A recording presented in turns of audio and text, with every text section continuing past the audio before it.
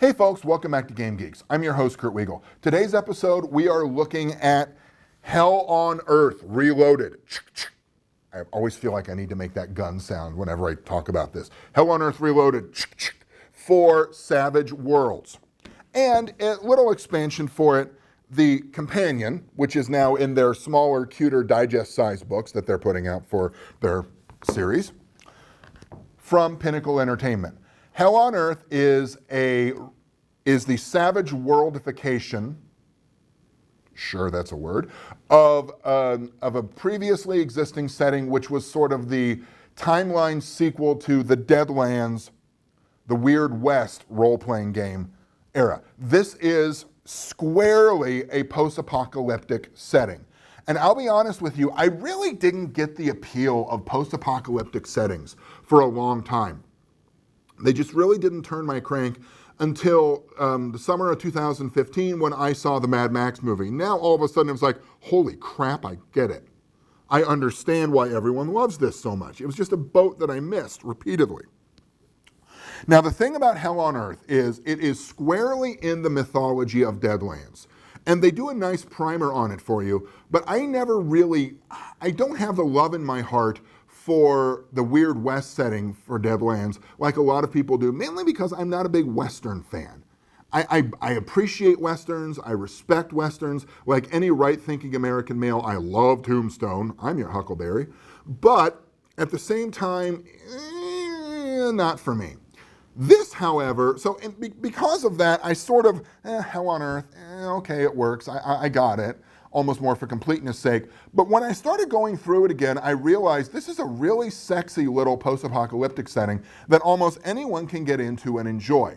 It does base itself on the mythology of Deadlands, like I mentioned earlier, so you have to understand things about the Spirit War, the Manitou, Raven, and all of that hilarity, but it brings you up to speed fairly quickly, and unless your characters of your players, I should point out, really want to be a scholar of that setting, then there's no reason for the players to have to understand everything that went on. One of the nice things about post-apocalyptic settings is, unless you're playing immediately after the apocalypse, and for that, I point to the wonderful series that Fantasy Flight is producing of apocalyptic settings. We reviewed one of them earlier. I invite you to go back and take a look at it. And Fantasy Flight people, if you're looking for that, I would dearly love to get my hands on Wrath of the Gods to review it for you and pimp it for as hard and as long as I can. And if there's innuendo in there, I meant for there to be.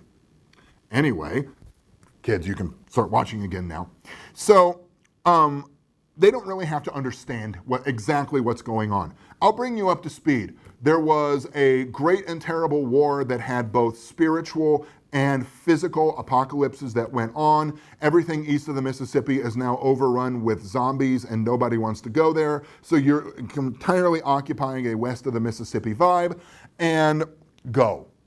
Everything you could want in a post-apocalyptic setting is here. Do you want reavers wandering the Badlands on their automobiles and motorbikes that have been tricked out for death and destruction, riding from place to place and righting wrongs or wronging rights? Sure, there you go. Small bastions of civilization trying to recreate themselves? It's there for you. The major power centers that are represented in here as well, they kind of fit within large archetypes, but they work really well at the same time. For example, you've got cybernetic nightmares. You've got mutations and the cult of mutant that has come out of it, including St. Darwin. The Templars, the last bastions of right and civilization as far as they know and as far as they're going to admit, are there also.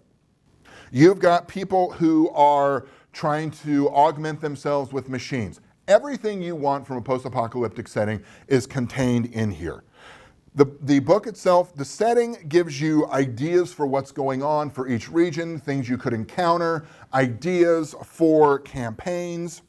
One of my favorite things in this is the scrounging tables that you can find, things that will, because you're scrounging, it's post-apocalypse, you're trying to establish a setting here, survival. And one of the things you can find that can really help you out is Dr. Pepper. I think that's a tip of the hat to previous editions and the game authors predilections themselves, but it works really nicely. The one thing that this book does not contain is a plot point setting. That came out as a later product, a year or so later, called The Worm's Turn. I will be reviewing that in the near future. Now, as wonderful as Hell on Earth is as a setting, there's always room for more, and that more comes in the Hell on Earth Companion. Again, it's in this lovely, slimmed down digest size. Thank you, Vanna, that they are producing now for all of their newer books. This brings open a few more options, including new arcane backgrounds, a librarian where you access the spirit of books. You heard me right.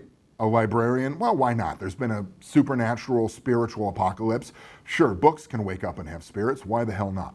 You've got witches who do their magic with components that they have to look around and find. More options for cyborgs.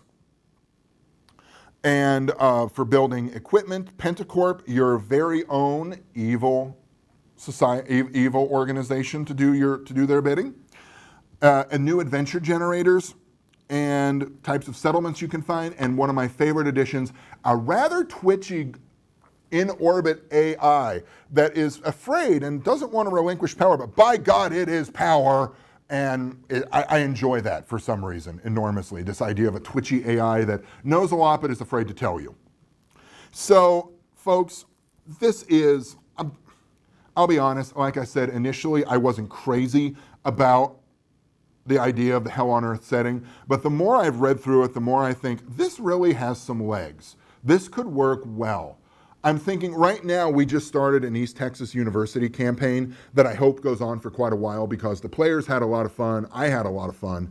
I think it has legs, but it needs to get to that 3 or 4 adventure before it starts building momentum. I have faith. It's kind of nice to get back into Savage Worlds too. We've been doing a lot of Mutants and Masterminds, and while there's absolutely nothing wrong with that system, it's nice to just go, when you're running a game, so you don't have to keep like 14 different things in your head at once. It's kind of like when you're holding in your belly for a date and you're like, oh, I hope they don't notice that I'm kind of chubby. Oh, that's wonderful. And you go home and you get to take off your man spanks or your manx or whatever it would be called, and you're just, ice cream and remote control.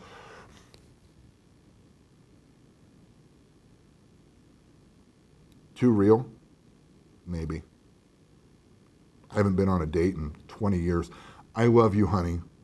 Anyway, one of the nice things about refamiliarizing yourself with a favorite old gaming system that you haven't played in a while is you remember the good points about it, and then you have enough experience with other games that some of the trickier points are sort of, you're like, oh, I can handle this now. This is nothing compared to trying to balance that character in Mutants and Masterminds. So, Hell on Earth Reloaded, an absolutely fantastic post-apocalyptic setting. One of my favorites, actually. Even though I'm a big fan of Day After Ragnarok, I think there's a lot of backstory the players need to have because the apocalypse wasn't that long ago. This one is long enough ago that, shit, I'm just trying to survive. I mean, I don't have time to know the details of the setting. So if you're interested in the idea of expanding along the lines of the Deadlands timeline, this is after Noir, but it is also after, so it's after the Weird West and it's after Deadlands Noir, which is an upcoming review, and this is it now. There's one more for the old system that was Lost Colony, which was sort of a sci-fi-ish setting. I don't know that much about it, but there are rumors that it's coming down the line as well. Pinnacle's very busy these days, coming out with some wonderful stuff if you're not keeping up with it. Lankmar, going back to the old Fritz Lieber stuff, which I'm personally very excited about. I always preferred the Fritz Lieber, Farford, however you say it, Farfanugan, and Gray Mouser books. I think Lieber was a hell of a good guy and did a lot for our hobby and for science fiction in general. He also popped up in one of my favorite bad movies ever, Equinox. Go, if you can get your hands on it, go take a look.